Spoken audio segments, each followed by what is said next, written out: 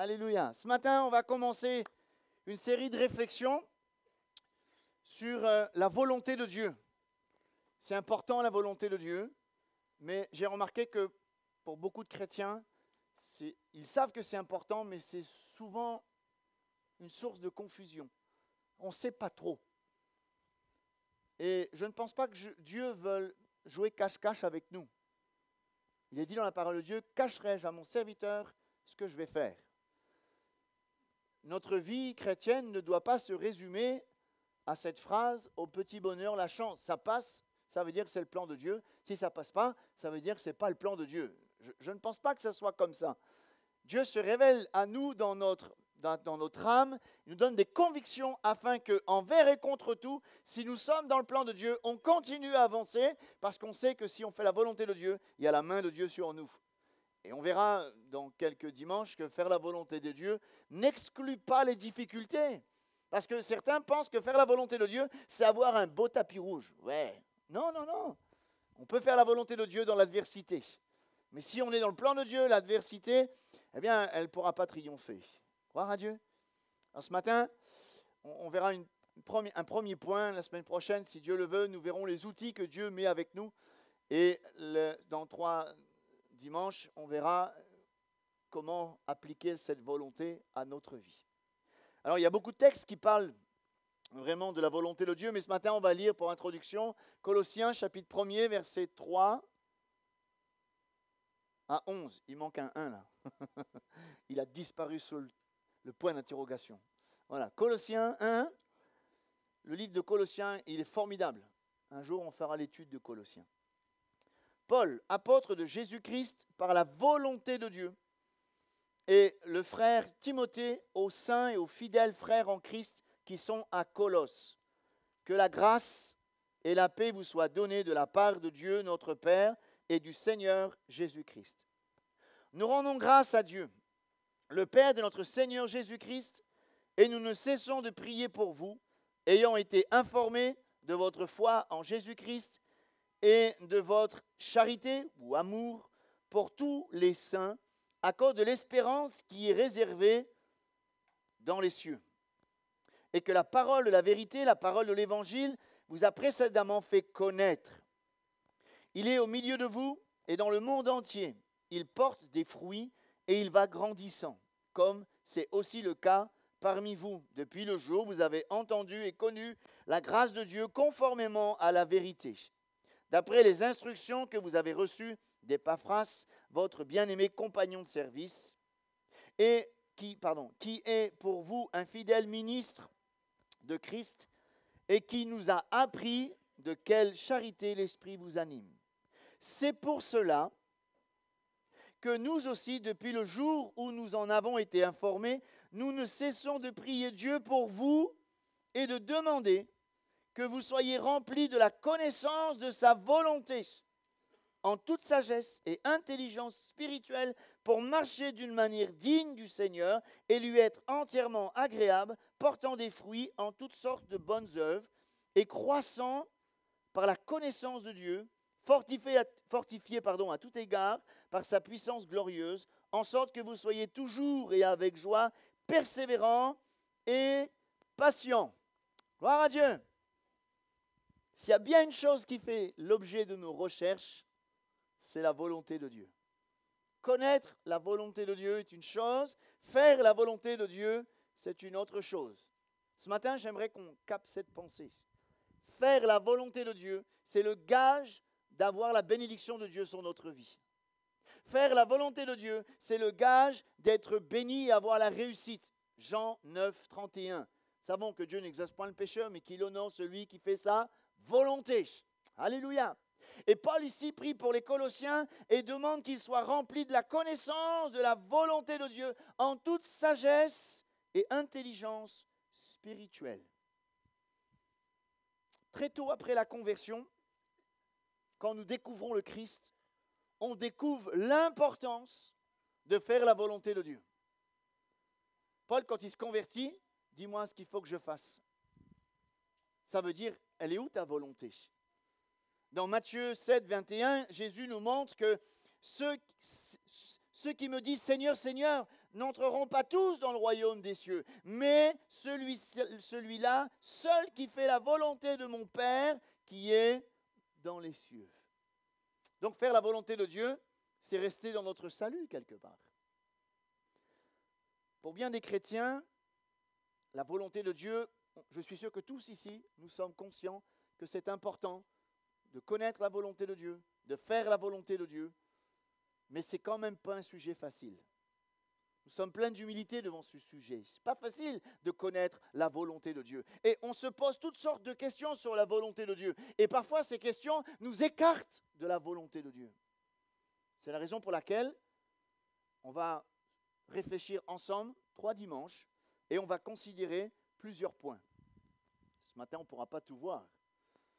Mais on va voir que beaucoup de chrétiens luttent avec la volonté de Dieu. Parfois, on cherche la volonté de Dieu juste pour savoir si elle est conforme à la nôtre. Alors là, on dit Amen. Mais des fois, la volonté de Dieu, ce n'est pas notre volonté. Et nous devons plier notre volonté à la sienne. Ensuite, on verra qu'on doit définir la volonté de Dieu. Parce que pour nous, on fait un raccourci un peu court. Pour nous, la volonté de Dieu se résume à des choix. Pour nous, la volonté de Dieu, c'est savoir si c'est oui ou si c'est non. Mais on verra que c'est plus que cela, la volonté de Dieu. Et ensuite, on verra la semaine prochaine les outils que Dieu nous laisse comme des panneaux indicateurs, comme une boussole, pour pouvoir connaître et faire la volonté de Dieu. Et dans 3 dimanches, on verra qu'il faut appliquer notre vie à faire la volonté de Dieu, ce qui ne nous exclut pas d'avoir de l'adversité. On peut faire la volonté de Dieu et être dans l'adversité. Regardez les disciples, Jésus dit passons de l'autre bord. Ils font la volonté de Dieu, ils obéissent. Il y a la tempête qui souffle. Donc faire la volonté de Dieu n'exclut pas l'adversité. On verra ça plus tard. Maintenant, lutter avec la volonté de Dieu. Je crois qu'il y a 2 attitudes face à la volonté de Dieu. D'abord, il y a ces chrétiens qui sont remplis de la crainte de Dieu, qui ne veulent rien faire sans avoir prié, avoir reçu le dépôt de Dieu. Et nous devons être comme cela. Nous devons chercher la volonté de Dieu afin d'être animés de sa conviction. La parole, le Saint-Esprit, et nous verrons d'autres points la semaine prochaine pour pouvoir avoir une conviction. Et on sait que lorsqu'il y a ce dépôt de Dieu dans notre cœur, il peut y avoir une armée qui se camperait contre nous. Nous restons dans le plan de Dieu et nous savons que nous serons bénis. Et puis il y a une autre catégorie, malheureusement, qui ne sont pas sérieux à l'égard de la volonté de Dieu. Ils ne cherchent pas à savoir ce que Dieu veut et ils ont ce principe, ça passe ou ça casse. Si ça passe, ça veut dire que c'est la volonté de Dieu. Si ça ne marche pas, ça veut dire que ce n'est pas le plan de Dieu, mais je vais quand même essayer.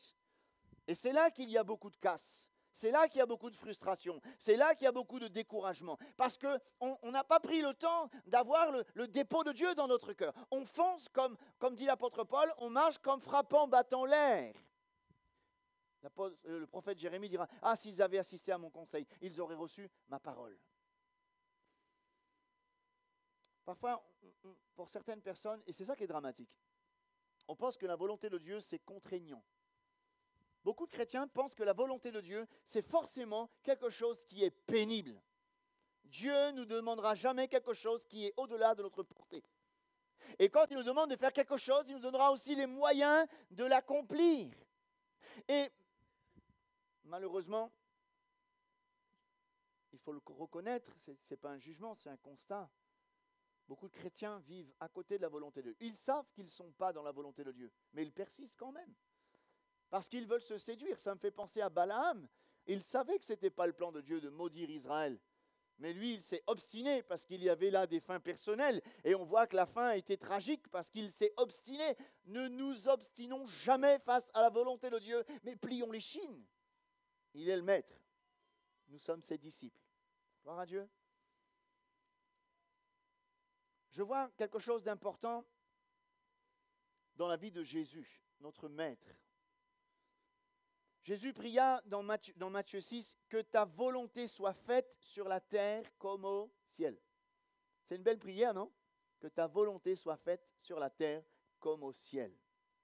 Une chose est sûre, c'est qu'au ciel, c'est obligé, la volonté de Dieu, elle est accomplie. C'est obligé. Même les anges accomplissent la volonté de Dieu dans le ciel. Un jour, il y a eu des anges qui se sont rebellés. Alors, il y a Lucifer, le premier ange qui s'est rebellé. Il a été précipité, rejeté. Parce que dans le ciel, Dieu est un Dieu d'ordre et tout marche selon sa volonté. Et dans le psaume 103, verset 21, « Bénissez l'Éternel, vous tous ses armées, ses anges, qui aident ses serviteurs, qui font sa volonté. » Et on sait que lorsque la volonté de Dieu n'était plus conforme à certains anges, ils ont été précipités. Parce que quand il est dit que ta volonté soit faite sur la terre et dans le ciel, c'est obligé que ça soit comme cela. Dans 2 Pierre, chapitre 2, verset 4, le Seigneur nous dit, il n'a pas épargné des anges qui avaient péché, mais il les a précipités dans les abîmes des ténèbres où ils sont gardés pour le jugement. Le ciel est un lieu où règne la volonté de Dieu. Par contre, ce n'est pas toujours évident sur la terre. Ce n'est pas toujours évident. Et nous lisons dans Luc 7, au verset 30, « Les pharisiens ont rejeté le dessein de Dieu, donc la volonté de Dieu à leur égard, et en ne se faisant pas baptiser par Jean. » Donc, délibérément, ils ont refusé de faire la volonté de Dieu. Et ça leur a causé beaucoup de problèmes. Mais on sait une chose, c'est que la volonté de Dieu, c'est que Dieu veut que tous les gens soient sauvés. Maintenant, ça c'est la volonté de Dieu. Mais les hommes, comme les pharisiens, ils ont rejeté le plan de Dieu. Ils ont rejeté la volonté de Dieu. Donc, à la limite, j'ai envie de dire, iront en enfer ceux qui voudront y aller. Parce que Dieu veut que tous les hommes soient sauvés. Il a mis un processus en marche pour que les hommes soient sauvés. Et il n'y a que ceux qui s'obstinent à résister à l'appel de Dieu qui iront dans un endroit de tourment. Il est dit que Dieu ne veut qu'aucun périsse, mais Dieu veut que tous arrivent à la repentance. Gloire à Dieu. La volonté de Dieu, ce n'est pas que les gens périssent. La volonté de Dieu, qui est amour, c'est que Dieu veut que tous les gens soient sauvés. Mais on se rend compte qu'il y a beaucoup de gens qui sont rebelles à la volonté de Dieu. Et même parfois, ceux qui sont chrétiens résistent à la volonté de Dieu. D'autres passent outre dans le sens où ils n'ont que faire de la volonté de Dieu. C'est moi qui gère ma vie. Regardez le résultat. Avant de connaître Dieu, nous gérions nos vies par nous-mêmes. Quel en a été le résultat? Vous ne croyez pas qu'en étant chrétien, si on continue à vivre en disant « je fais ce que je veux de ma vie, ça me regarde », c'est obligé qu'on va aller droit dans le mur. Et parfois, il y a de la résistance. On refuse délibérément à se courber. Mais le résultat, c'est toujours la confusion. Dites-vous bien, frères et sœurs, qu'à chaque fois que vous avez la connaissance de la volonté de Dieu et que vous n'appliquerez pas votre cœur et votre vie à faire la volonté de Dieu, le résultat, ça sera forcément la confusion et l'échec. Dieu bénit ceux qui lui obéissent. L'obéissance vaut mieux que tout sacrifice. Dans le mot sacrifice, ne voyez pas simplement coq, cabri, canard, ou je ne sais pas quoi encore, mais c'est l'obéissance. Vaut mieux que tous nos efforts.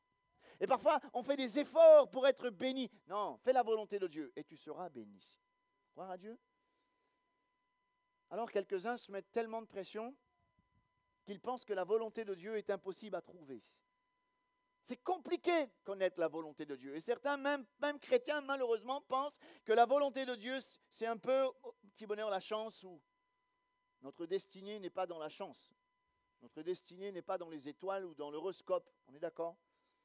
Dieu ne joue pas avec nous. Et il est dit dans Genèse 18, 17, « Alors l'Éternel dit, cacherai-je à Abraham ce que je vais faire ?» Dites-vous bien, c'est que Dieu ne joue pas cache-cache avec nous. Si quelqu'un le cherche sincèrement, si quelqu'un cherche à faire la volonté de Dieu, Dieu lui révélera sa volonté.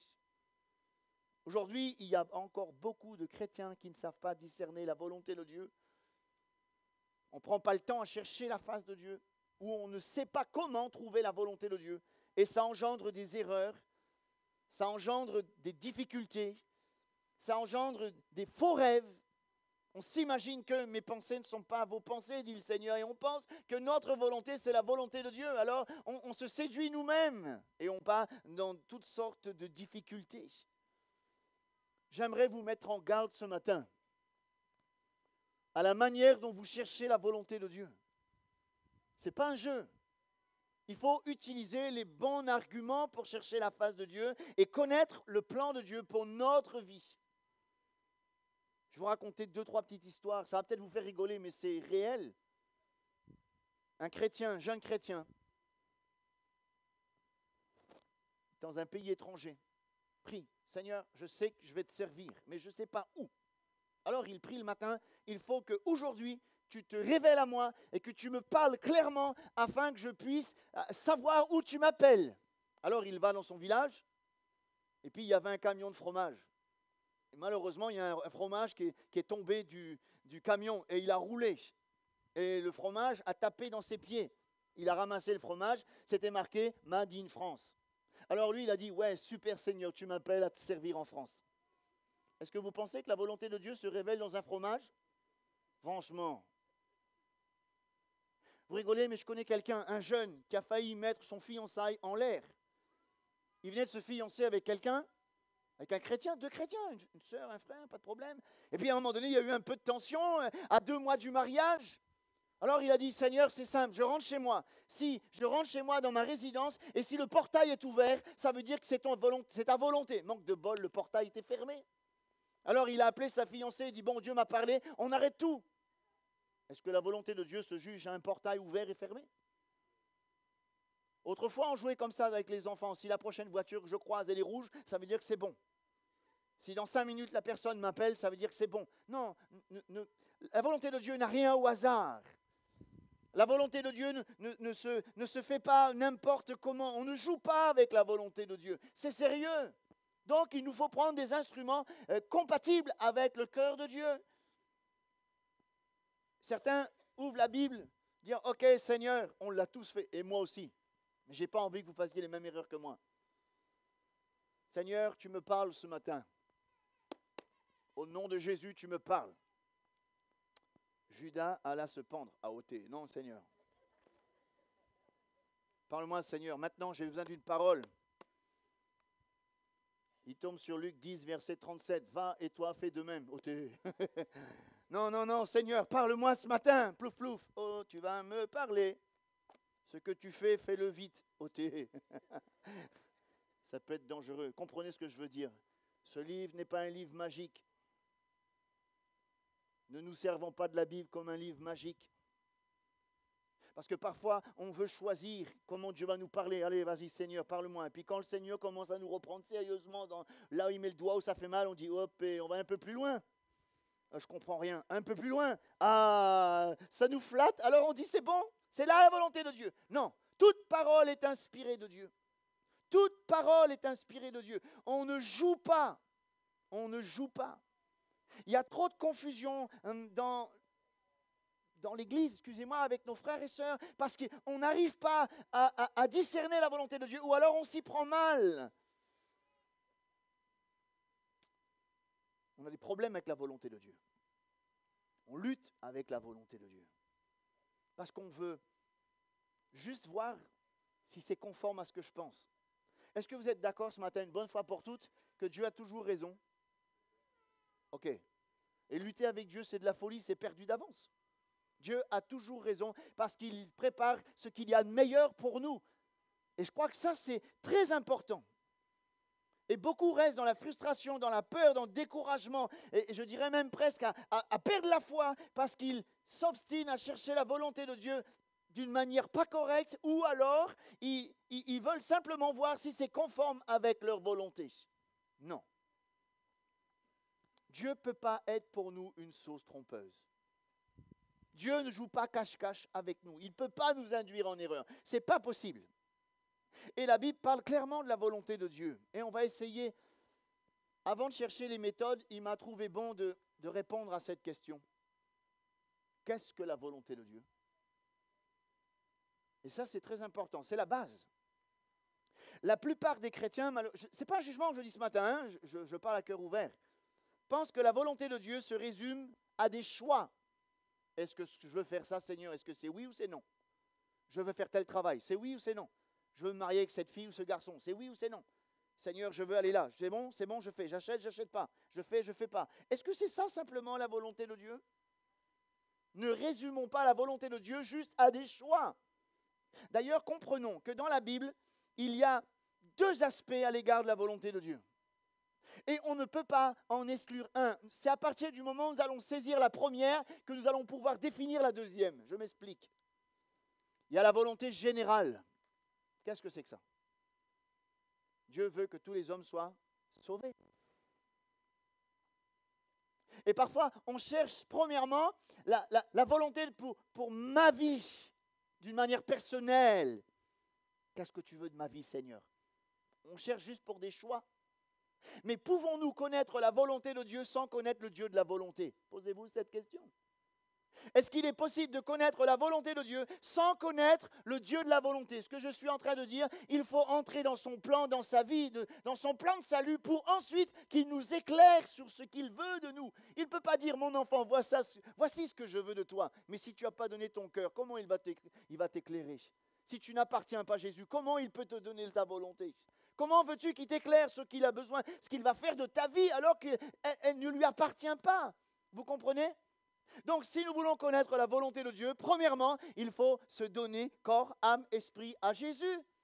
Il faut entrer dans le plan général, dans le plan de salut. Me voici, Seigneur, je ne m'appartiens plus, je ne vis plus pour moi-même, je vis pour toi. Fais de moi ce que tu voudras, Seigneur.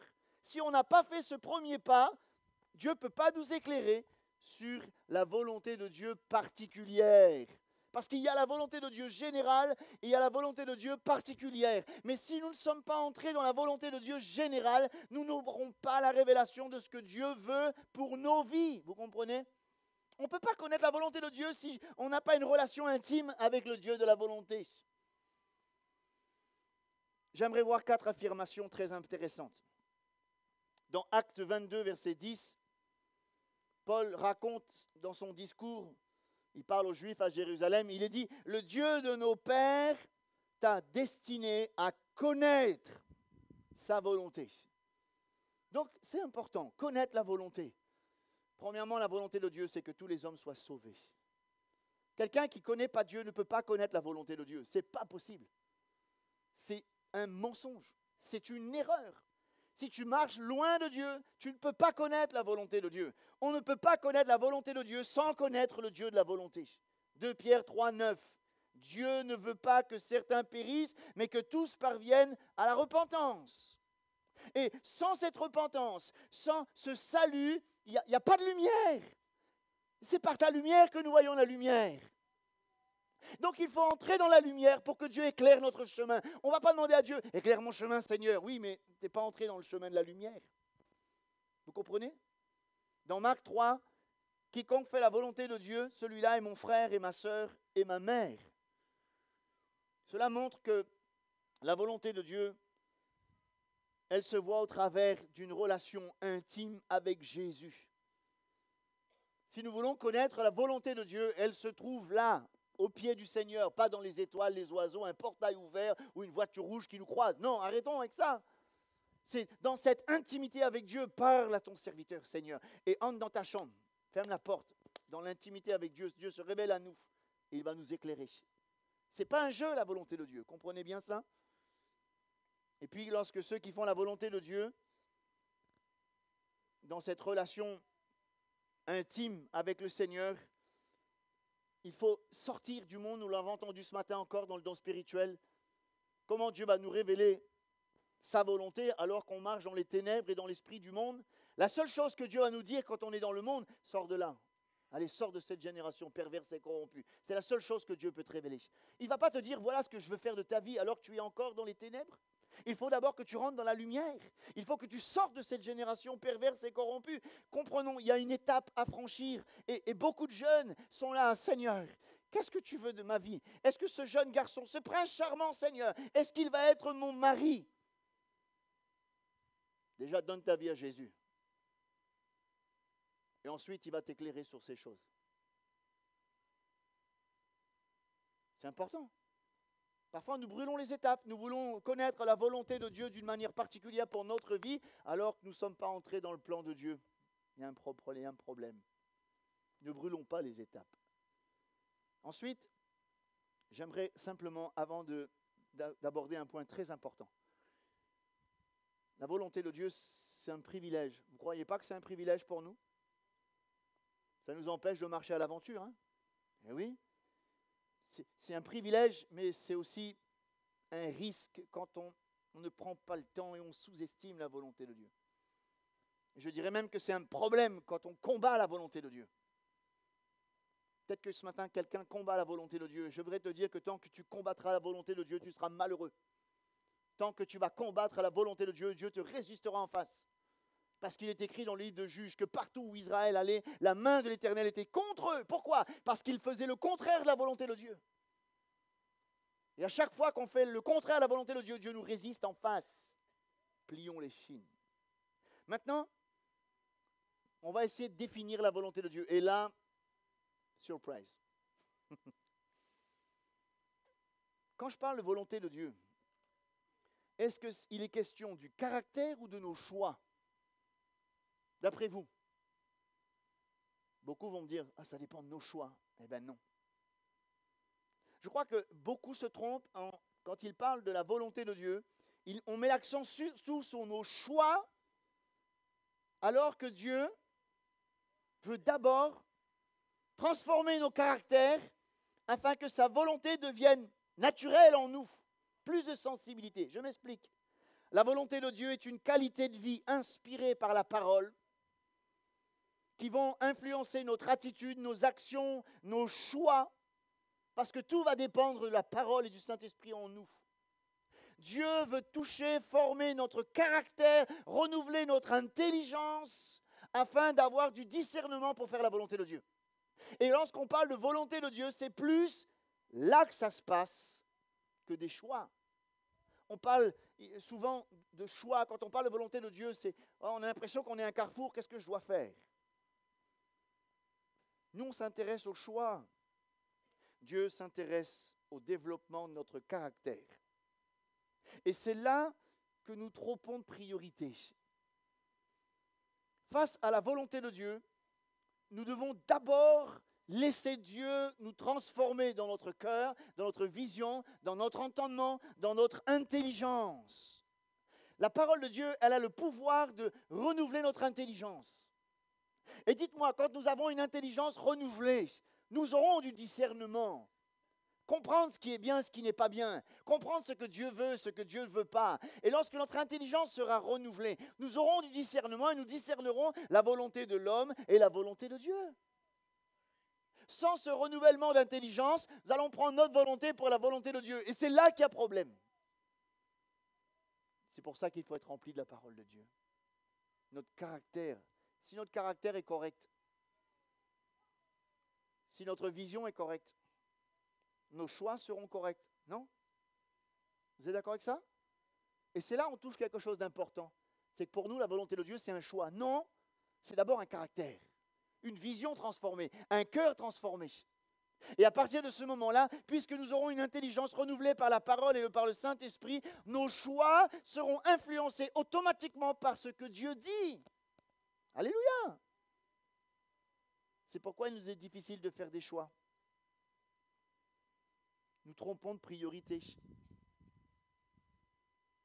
Le plus important, comprenons que c'est d'abord notre caractère, notre vision et notre cœur.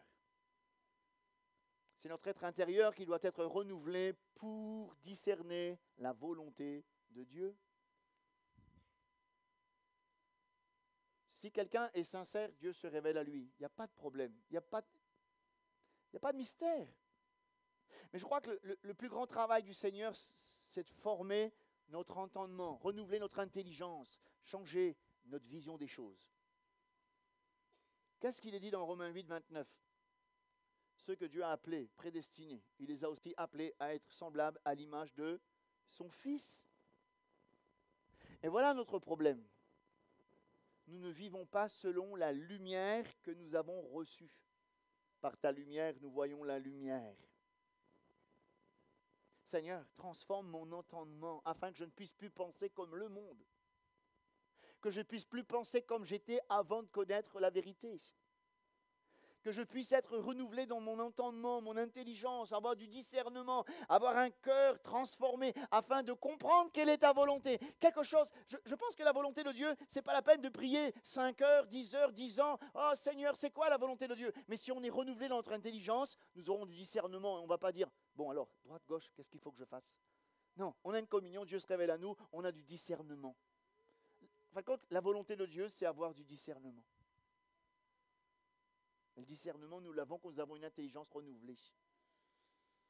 Romains 12,2 nous dit que nous sommes transformés, renouvelés dans notre intelligence afin de connaître la volonté de Dieu, laquelle est bonne, agréable et parfaite. Gloire à Dieu. Est-ce que vous ne croyez pas, et moi aussi, je prêche pour moi aussi. Des fois, je dis, Seigneur, qu'est-ce que tu veux? Je veux un choix. Parce qu'on est dans un carrefour, il y a soit là-bas, soit là-bas. Et on est omnibilé sur le choix. Or, Dieu, lui, il est plus dans le renouvellement de l'intelligence, dans l'intérieur, dans notre être intérieur. Alors, c'est pour ça que c'est important. La première attitude pour connaître la volonté de Dieu, le salut. C'est la base. La base.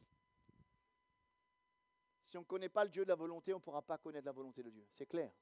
Si tu es loin de Dieu, comment tu veux que Dieu te parle? Il faut que tu sois dans sa lumière.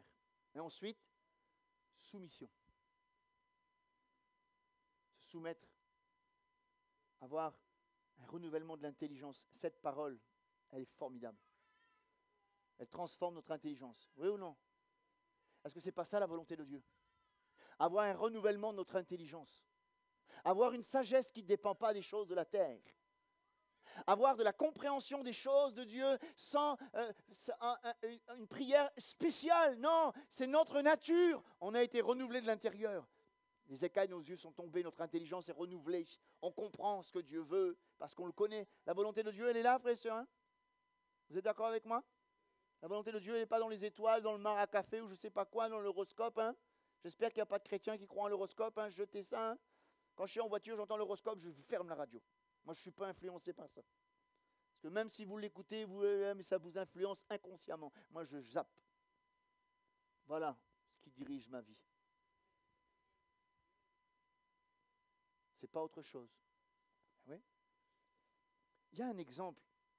Je vais finir par ça. Il y a un exemple. Notre exemple par excellence, c'est qui? C'est Jésus. Alléluia. Hébreux 10, 5. C'est pourquoi Christ, entrant dans le monde, dit. Là, nous avons la révélation de quelque chose qui s'est passé avant que Jésus vienne. C'est extraordinaire. C'est un scoop, hein? Tu n'as voulu ni sacrifice ni offrande, mais tu m'as formé un corps. Tu m'as agréé ni holocauste ni sacrifice pour le péché. Alors j'ai dit, voici, je viens. Dans le rouleau du livre, il est question de moi pour faire, ô Dieu, ta volonté.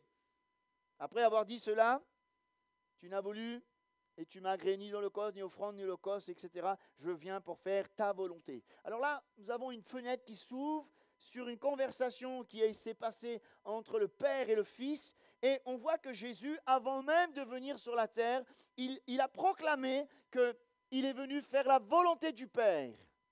Ensuite, dans Jean 4, 34, au commencement de son ministère, qu'est-ce que Jésus a dit? Ma nourriture est de faire la volonté de celui qui m'a envoyé, d'accomplir son œuvre. Avant qu'il vienne, il était soumis. Voici, ô Dieu, pour faire ta volonté. Ça s'est passé là-haut avant qu'il descende. Quand il commence son ministère, il a dit, ma nourriture, c'est de faire la volonté de celui qui m'a envoyé. Et à la fin de son ministère, avant qu'il montre à la croix, qu'est-ce qu'il a dit dans le jardin de Gethsémani? Non, pas ce que je veux, mais ce que tu veux, que ta volonté soit faite. Toute sa vie, à Christ, a été soumise à la volonté de son Père. C'est pour ça que son sacrifice a été agréé et suffisant pour nous sauver. Alors on le voit avant son incarnation, au commencement de son ministère, à la conclusion de son ministère, Jésus était totalement soumis à la volonté du Père. On va dire que quand il est venu, ce n'est pas ce qu'il voulait. Hein. C'est pour ça qu'il est écrit souvent, afin que la parole de Dieu s'accomplisse, afin que l'écriture s'accomplisse. C'est une vie de soumission à la volonté du Père. C'est une attitude, pas un choix. Vous êtes d'accord avec moi? Que quand Jésus est venu faire la volonté du Père, ce n'était pas un choix. Il n'était pas face à des choix. C'était une attitude, une vie livrée. Voilà. Et dans 1 Pierre chapitre 2, il est dit ceci. 2 Pierre 2, 21, pardon. Et c'est à cela que vous avez été appelés parce que Christ aussi a souffert pour vous, vous laissant un exemple, afin que vous suiviez ses traces. C'est intéressant ça. Afin que vous suiviez ses traces. Lui, le Fils de Dieu, est venu pour accomplir la volonté du Père. Comment? Dans une vie d'obéissance, dans une vie de soumission. Je crois que faire la volonté de Dieu passe d'abord, si je récapitule, par le salut, une communion et une vie soumise. Voulez-vous faire la volonté de Dieu? Soumettez votre vie à Jésus. Voulez-vous faire la volonté de Dieu? Soumettez votre vie à la parole de Dieu. Comprenons ce matin que la volonté de Dieu, ce n'est pas simplement des choix. Au début de ma vie chrétienne, je pensais que c'était comme ça. C'est comme si Dieu m'avait mis au milieu de la mer. Allez, nage, je vais voir si tu es un bon chrétien. Vas-y, allez. Vas-y, je vais te montrer. Montre-moi que tu es un bon chrétien. Et je pensais qu'il fallait faire toutes sortes de choses et faire des choix pour prouver à Dieu que je l'aimais. Non, c'est dans sa communion qu'on l'aime. Et par sa lumière, nous voyons la lumière. Il renouvelle notre intelligence. D'un seul coup, nous avons du discernement. Des choses qui ne viennent pas de la terre. Et on va pouvoir clarifier dans notre vie. Ça, c'est pas bon. Ça, c'est pas bon. Ça, c'est un piège. Ça, c'est pas bon. Et on avance. Et on verra la semaine prochaine, parce qu'il faut que je m'arrête, sinon je continue. Hein. C'est là, hein. On a envie d'y aller, là, mais je vais m'arrêter. J'en laisse un peu sous le pied pour la semaine prochaine. On verra que même si c'est un renouvellement de notre intelligence, Dieu, dans sa grâce, nous a laissé des outils, des moyens pour discerner sa volonté. On verra ça la semaine prochaine. Hein? Je ferai à la Grand-Bois et à Petite-Île, hein, donc il n'y a pas de problème. Voilà. Discerner sa volonté de Dieu. Que Dieu nous bénisse et comprenons déjà un point important ce matin. La volonté de Dieu, ce n'est pas simplement des choix. D'accord? C'est une vie soumise. C'est d'abord une vie livrée. Par ta lumière, nous voyons la lumière. Ne résumons pas la volonté de Dieu simplement à des choix, à droite, à gauche. Non, ce n'est pas ça. C'est être soumis, être livré. Peut-être que ce matin, quelqu'un cherche la volonté de Dieu et cette parole, elle est pour toi ce matin. Tu ne peux pas connaître la volonté de Dieu si tu ne connais pas le Dieu de la volonté. Il faut que tu livres ta vie. Tu t'abandonnes à Jésus. Il y aura un travail qui sera fait. Dieu va enlever les écailles de tes yeux. Il va régénérer ton cœur. Il va renouveler ton intelligence. Et par sa lumière, tu verras la lumière. Et tu discerneras la volonté de Dieu. Alléluia. Que Dieu soit béni. On rend grâce à Dieu. Merci Seigneur pour ta parole ce matin. Elle est la vérité, Seigneur.